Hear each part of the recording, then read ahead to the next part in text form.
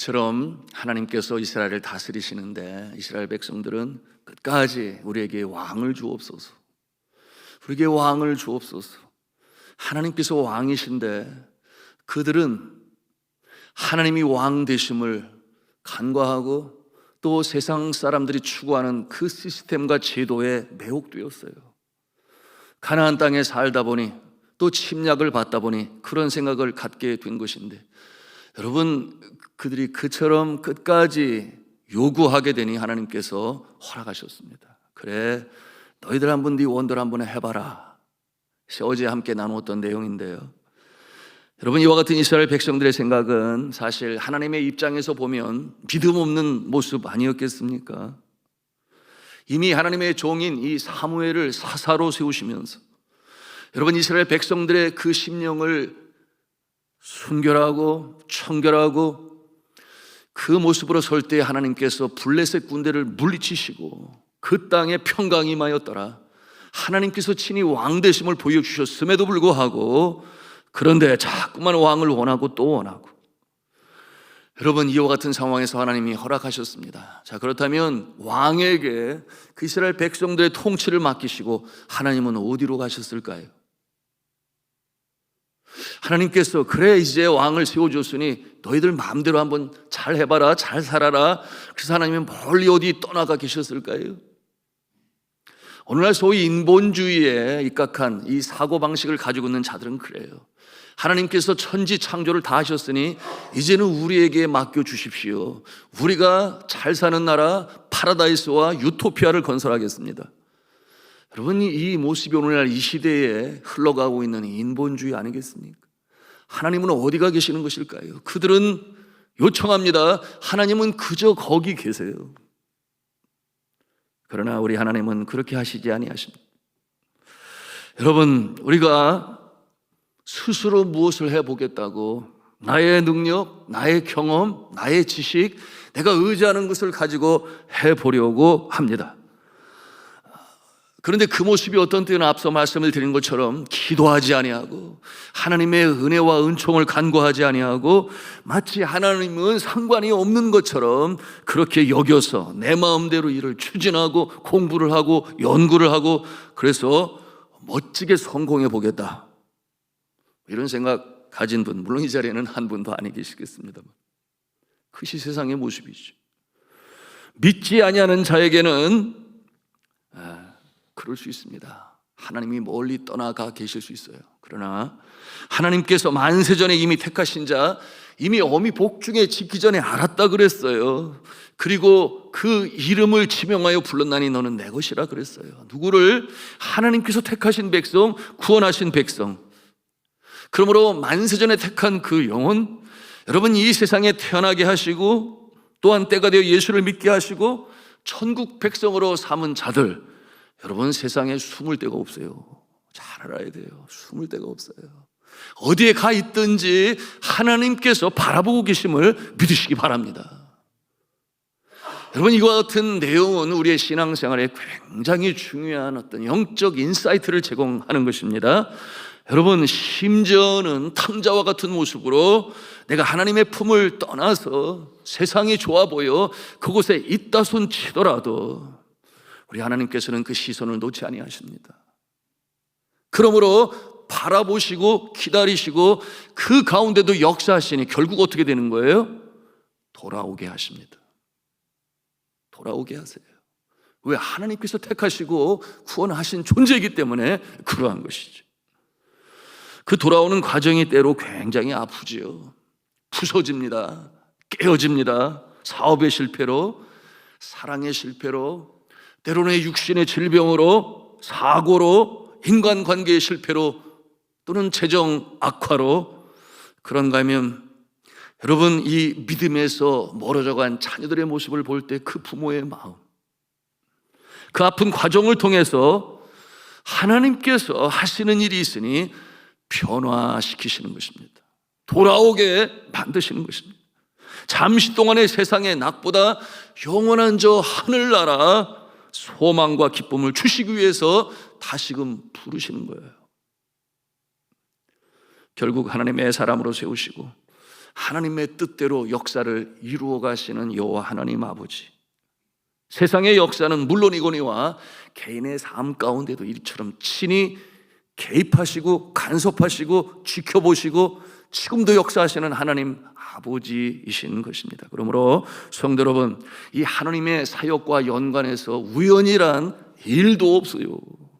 우연이란 있을 수 없다. 어떤 일, 하나님께서 이루시는 그 사역 가운데 우연이란 있을 수가 없다. 만사가 하나님의 섭리로 이루어집니다. 보이지 아니하는 하나님의 손길이 있다는 얘기죠.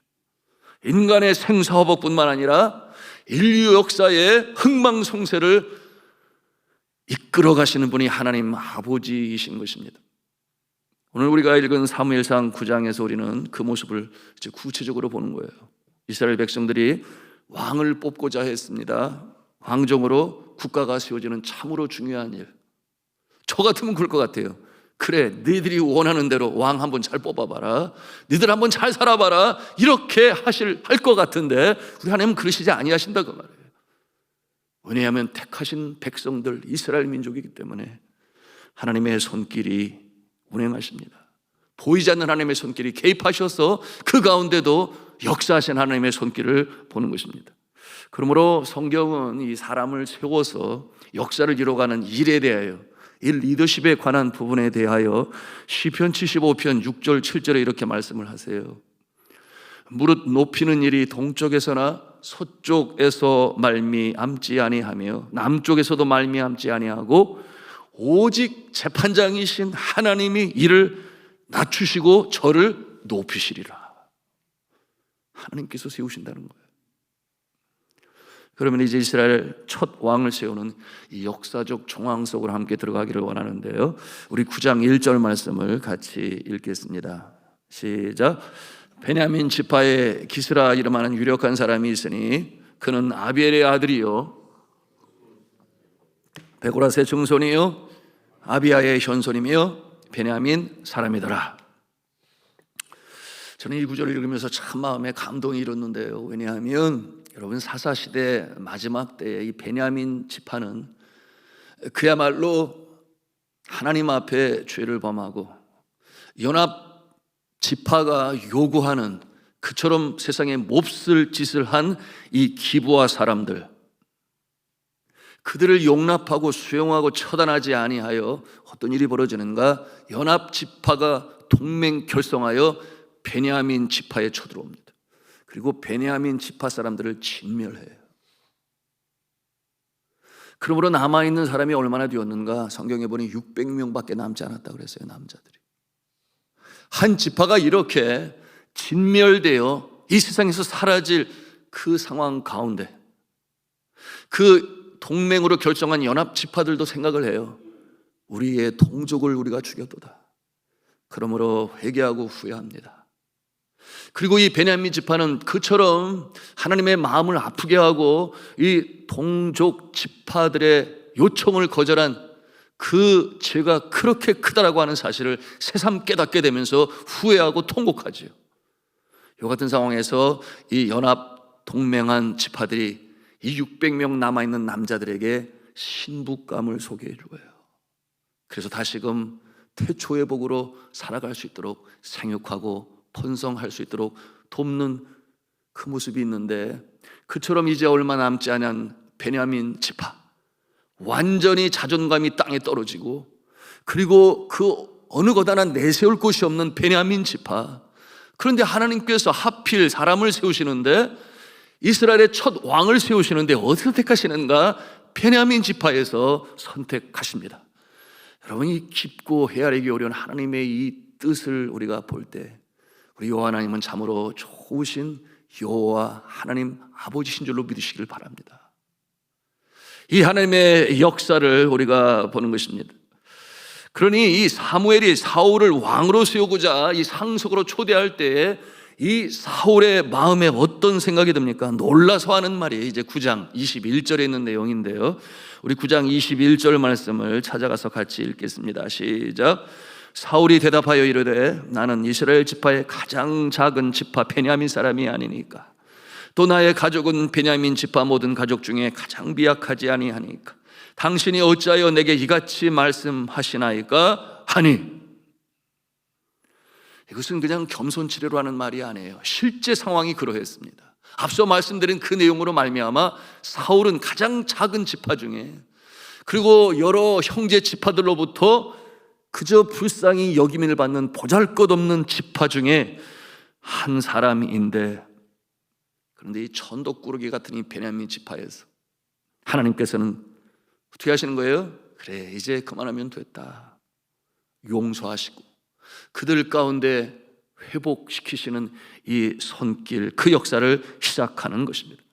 그들 중에 한 사람은 사울을 이스라엘의 전체의 왕으로 세우시는 하나님 아버지이신 것이니, 여러분, 우리 하나님 아버지는 긍휼이 많으신 하나님 아버지신 줄로 믿으시길 바랍니다. 우리가 때때로 잘못할 수 있어요. 예기치 않은, 내가 아니더라도 나의 가족 중에 그 누군가가, 나의 아내가, 나의 남편이, 나의 자녀가, 나의 부모가 그럴 수도 있어요. 여러분, 이와 같은 상황에서 우리가 그 잘못을 나의 잘못으로 끌어안고 겸손한 마음으로 주님 앞에 나와 회개할 때, 우리 주님께서는 다시금 세우시는데 이처럼 높은 자리에 세우셔서 하나님의 놀라운 역사를 이루어 가시는, 사랑하시고 용서하시고 회복시키시는 하나님 아버지신 줄로 믿으시길 바랍니다. 과거에 이런 노래가 있지 않았습니까? 쨍하고 했던 날 돌아온단다. 송대관 씨가 부르는 노래인데 여러분 아세요? 나만 아나. 예. 하여튼 그런 노래가 있어요. 그런데 쨍하고 했던 날 돌아온단다. 이어지는 가사가 꿈을 안고 왔단다, 내가 왔단다. 슬픔도 괴로움도 모두 비켜라. 안 되는 일 없단다. 노력하면은 쨍하고 했던 날 돌아온단다. 네, 굉장히 아주 소망적인 가사로 국민들의 인기를 끌었는데요. 그런데 우리 믿음의 사람은 이 가사 가운데 안 되는 일 없단다, 노력하면은 그랬는데 안 되는 일 없단다, 돌아오면은 쨍하고 했던 날 돌아온단다. 어디로 돌아와요? 누구에게로? 하나님께로 돌아오면. 그리고 하나님께로 돌아오면은 안 되는 일 없단다, 쨍하고 했던 날 돌아온단다. 우리의 마음도, 우리의 몸도, 우리의 삶도 주님 앞에 돌아오시기를 주님의 이름으로 부탁합니다. 자, 사랑하는 성도 여러분, 여러분의 삶에도 이처럼 어려운 때에 찾아오셔서 새로운 소망으로 일으키시는 하나님의 은혜, 그 은혜가 임하시기를 주님의 이름으로 축복합니다. 그리고 그 하나님의 손을 꼭 잡고 다시금 벌떡 일어서시는 이 새벽에 기도하시는 여러분들 되시기를 주님의 이름으로 축원합니다. 사람을 택하시고 세우시니 하나님의 손길이 누구에게 임하는가 하는 것을 아는 것은 아주 중요한데요, 여러분, 우리가 헤아리기 어려워요. 왜냐하면 그것은 하나님의 마음이기 때문에. 그런데 성경에 보니 하나님께서 택하신 자들은 두 모습인데, 하나 준비된 자도 택하시고 또 한 가지는 준비되지 않은 자도 택하세요. 그러므로 그 누구든지 소망을 갖고 기도하지 않을 수가 없어요. 준비된 자도 택하시고 준비되지 않은 자도 택하시고.